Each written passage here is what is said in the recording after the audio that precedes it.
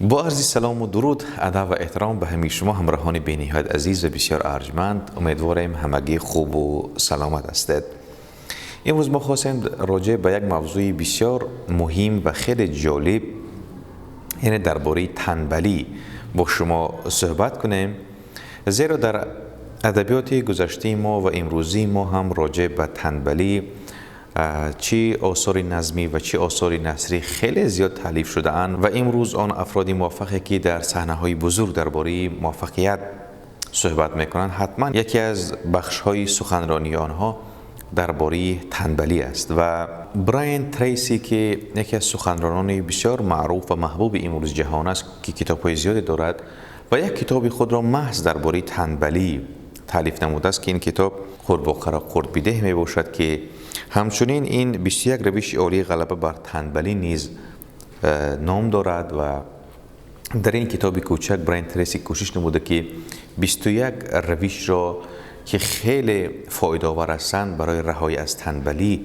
پیش روی خواننده قرار دهد و مرکز خرد این کتاب را نیز منتشر نموده است و بسیار کتاب جالب و خواندنی است. طور همگی می‌دانیم تنبلی یکی از مهمترین و بزرگترین مشکلات ما در راه رسیدن به موفقیت به حساب می آید و احتمالاً خیلی از شما هم درگیر این ویژگی می باشید. ما قصد داریم بررسی کنیم و ببینیم که چرا تنبلی می کنیم و مهمترین دلیل های تنبلی چیست. البته در این نوار ما با برخی از تکنیک های درمان تنبلی، تکنیک های زیادی برای از بین بردن تنبلی توضیح دادیم و با طور مفصل و فشرده آنها را پیش روی شما عزیزان میگردانیم.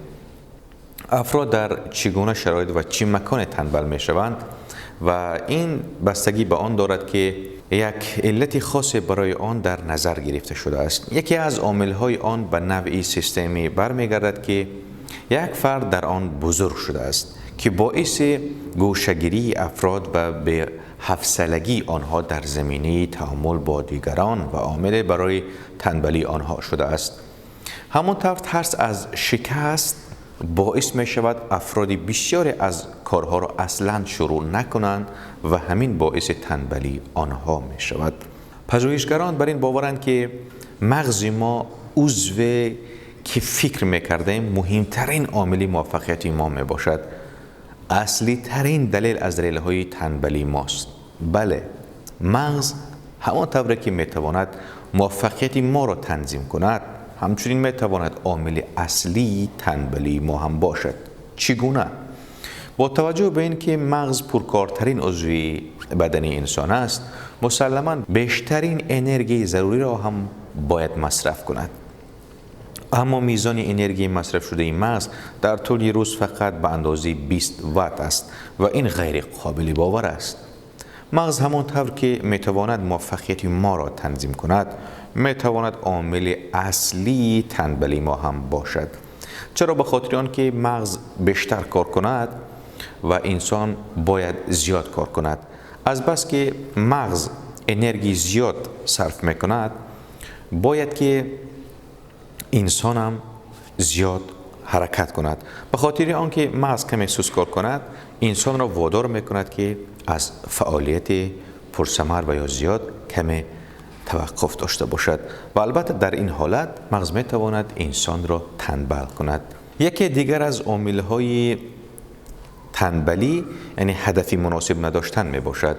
فردی را در نظر بگیرید که برای اولین بار به شهر سفر کرده و به هیچ وجه آنجا را نمی‌شناسد. آیا بدون نقشه، راه و یا راهنما میتواند به مکان‌ها و مقصدهایی که در مد نظرش است برسد؟ یا فرد دیگری که در بیابان بی آب و علف می‌خواهد مسیر جنوب را تشخیص دهد، آیا بدون قطب‌نما این اتفاق امکان پذیر است؟ در زندگی ما هم همین طور است. هدف‌ها برای ما نقشه قطب‌نما و نقشه راه را بازی می‌کنند. اصلاً وقتی هدف نداشته باشیم، چطور می‌خواهیم به موفقیت برسیم؟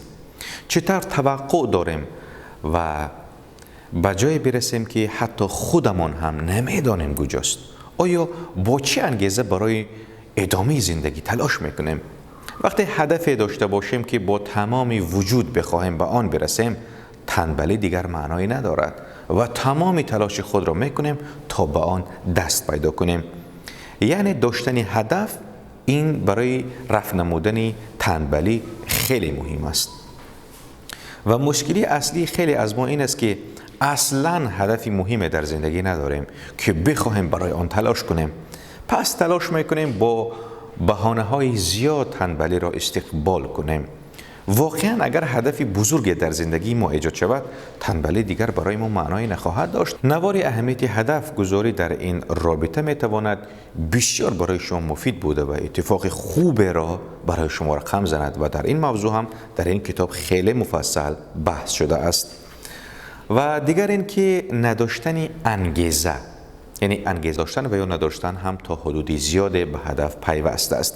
گفتیم که اگر ما هدفی در زندگی داشته باشیم که تمام فکر و ذکرمان درگیری رسیدن به آن باشد، ناخودآگاه انگیزه رسیدن به آن هم در وجودمان ایجاد می شود. یک سوال از شما داریم: چرا وقتی می بینیم که انگیزه است که باعث می شود شوق رسیدن به هدفمان را داشته باشیم و همان هم باعث می شود تنبلی را کنار بگذاریم و سخت کار و سیر تلاش باشیم، سعی نمی کنیم در همه کارهایمان انگیزه را به وجود بیاوریم؟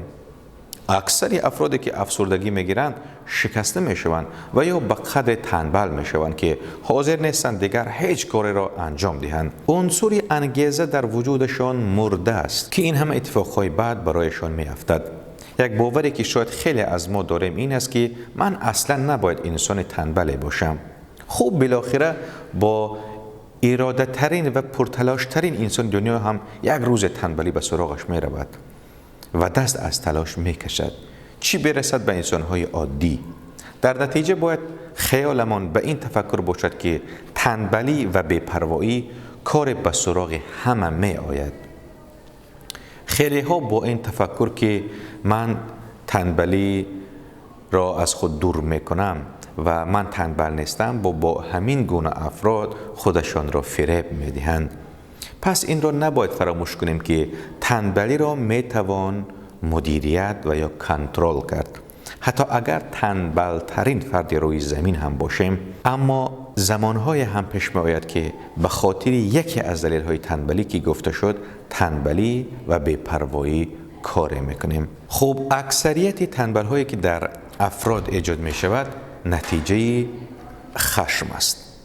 برای مثال دانشجوی از نگرانی درس دشواری از معلم، او که خشم دارد و نفرت دارد، بهانه پردازی میکند و یا درس گریزی میکند و با سرچشمه این همه گریز درس ها و این همه ناآموختن ها خشم است که او را به تنبلی برده میرساند.